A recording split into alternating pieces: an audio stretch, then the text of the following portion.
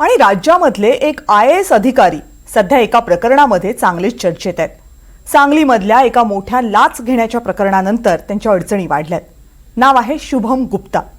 सांगली महानगरपालिकेच्या एका लाच प्रकरणामध्ये शुभम गुप्ता यांचं नाव पुढे येते। त्यांना सह आरोपी करण्याची मागणी होतीये। वादग्रस्त ठरलेले शुभम गुप्ता यांच्या अडचणीत येण्याचं नेमकं कारण काय आहे, या रिपोर्टमधून जाणून घेऊ।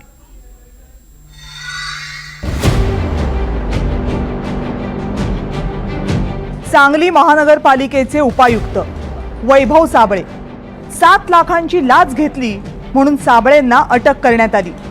24 मजली इमारतीच्या बांधकामासंबंधी ही लाच मागितल्याचा आरोप साबळेंवर आहे। पण या साबळेंच्या अटकेनंतर जे काही समोर येतंय त्यानं राज्यातल्या प्रशासकीय अधिकाऱ्यांच्या कारभारावरच प्रश्नचिन्ह उपस्थित होते।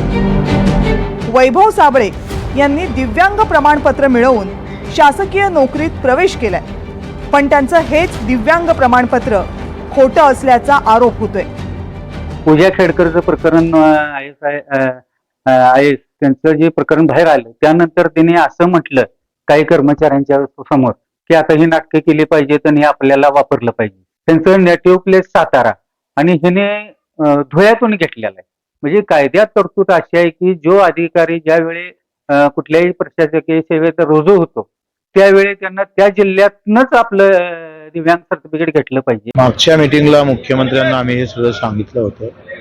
त्यांनी मुख्य सचिवाला आदेश पण दिले की असे बनावट दिव्यांगांचे प्रमाणपत्र बनवून खऱ्या दिव्यांगाला बाजूला ठेवण्याचा जो केविलवाणा प्रकार आहे त्याच्यावर कारवाई झाली पाहिजे असे आदेश पण दिले।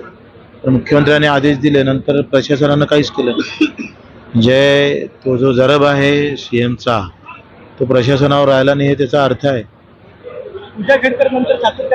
भरपूर आहे, 350 लोक आहेत, 350 लोक असे आहेत, त्याची लिस्ट आम्ही दिली, ते कारवाई होत नाही। पण वैभव साबळेंचं प्रकरण फक्त त्यांच्यापुरतं मर्यादित नाहीये। या लाच प्रकरणात त्यांनी आणखी एका अधिकाऱ्याचं नाव घेतले। सांगली महानगरपालिकेचे तत्कालीन आयुक्त शुभम गुप्ता यांच्यासाठी आपण ही लाच घेतल्याचं साबळेंनी सांगितले। शुभम गुप्ता हे राज्याचे IAS अधिकारी आहेत। शुभम गुप्ता यांनी संबंधित बांधकाम परवान्याच्या प्रस्तावात 4 वेळा त्रुटी काढल्या होत्या।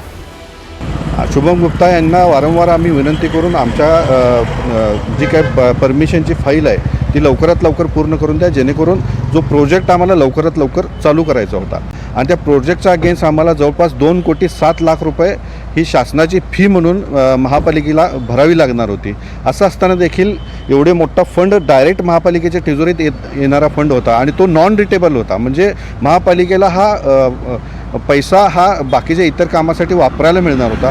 असं असताना देखील शुभम गुप्ता यांनी वारंवार अक्षरशः तुटपुंजा करण्यासाठी, म्हणजे जी कारणं आपण दाखवूच शकत नाही अशी कारणं दाखवून वारंवार त्यांनी ती फाईल खाली रिमूव्ह करण्याचा प्रयत्न केला आहे, खालच्या अधिकाऱ्यांना त्या संदर्भात बोलण्याचा प्रयत्न केला आहे। शुभम गुप्ता यांच्यावरच्या भ्रष्टाचाराच्या आरोपांची यादी इतकी मोठी आहे की त्यांच्यावर झालेल्या या आरोपांमुळे सांगलीतच काय पण त्यांनी जिथे जिथे काम केलं तिथे तिथे कुणालाही काहीही आश्चर्य वाटलं नाही। असं असताना देखील जाणीवपूर्वक पैसे मागण्याच्या किंवा अशी परिस्थिती निर्माण करण्याच्या हेतूनं चालढकलपणा करून साबळेसारख्या माणसाला पुढं करून शुभम गुप्ता यांनी लाचेची मागणी केलेली आहे, असंच या ठिकाणी आम्हाला नमूद करावं असं वाटतं। आणि म्हणूनच आम्ही शुभम गुप्ताच्या विरोधात काल ACBच्या कार्यालयामध्ये जाऊन त्यांनाही देखील या पूर्ण प्रकरणामध्ये सहआरोपी करा म्हणून मागणी केलेली आहे। IAS अधिकारी शुभम गुप्ता यांच्या भ्रष्टाचाराच्या कहाण्या त्यांच्या प्रशिक्षण कालावधीपासूनच सुरू झाल्या होत्या। शुभम गुप्ता हे IAS प्रशिक्षणार्थी असताना आदिवासी विभागामध्ये कार्यरत होते। या विभागाअंतर्गत आदिवासींसाठी गाई म्हशी वाटपाची एक योजना राबवण्यात आली।